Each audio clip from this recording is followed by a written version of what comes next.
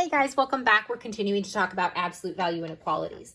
In the last video, we did a word problem, and now we're going to look at kind of some more generic writing an absolute value inequality from a graph problems. So here I have two different situations, and we are going to use this as our model of how to set these up. Keeping in mind, if we are shading inside, it's going to be a less than. If we are shading outside, it's going to be a greater than, because we're always talking about distance. And this is a small distance, whereas out here would be a larger distance. Okay, so our first step, the first thing we want to do is we want to find our midpoint C. So we are going to be using this as our base. So I want to find the midpoint of each of these graphs. Okay, so looking here, how do I find a midpoint? I want you to pause the video and think through what you might do to find a midpoint, remembering back to geometry. Okay, hopefully you paused the video and gave it some thought for a minute, but now I'm going to walk you through it. So the way we find a midpoint is that we are going to add the two values up. So I'm going to take negative 20 and I'm going to add 56 to it and divide by 2. So that gives me 36 divided by 2, which is 18. So 18 is my midpoint. So C is equal to 18. All right. The next thing I'm going to do is I'm going to find the distance R. So R is how far from the midpoint to the edge. So the way we're going to do that, so we want to find the distance. Okay, so I want you to pause and try to think about how you could find this distance from the midpoint out to the side. Okay, now that you hopefully paused and gave that some thought, we're going to walk through it. So the way that I'm going to do this is going to be that I'm actually going to find the distance between these two, and I am going to then divide that by 2.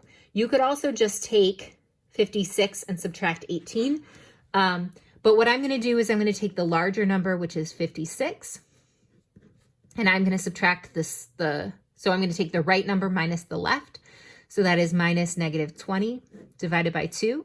This gives me 76 divided by 2, which I believe is 38. Okay, so 38 is R.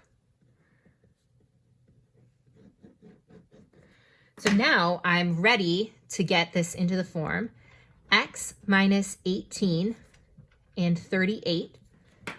The last thing I need to do is determine the sign. So is this a less than or a greater than? Is this a less than or equal to or a greater than or equal to?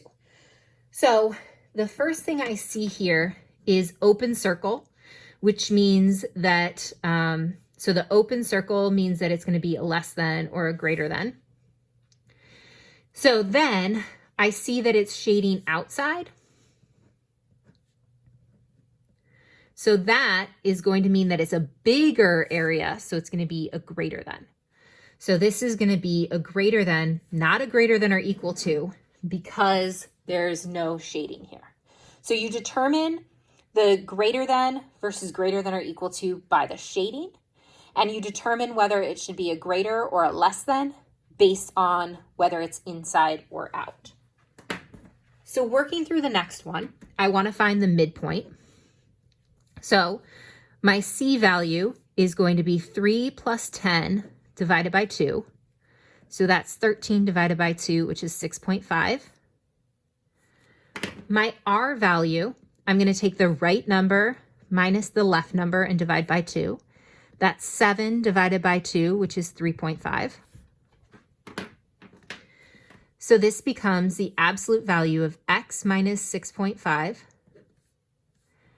and 3.5. I see that it's shaded.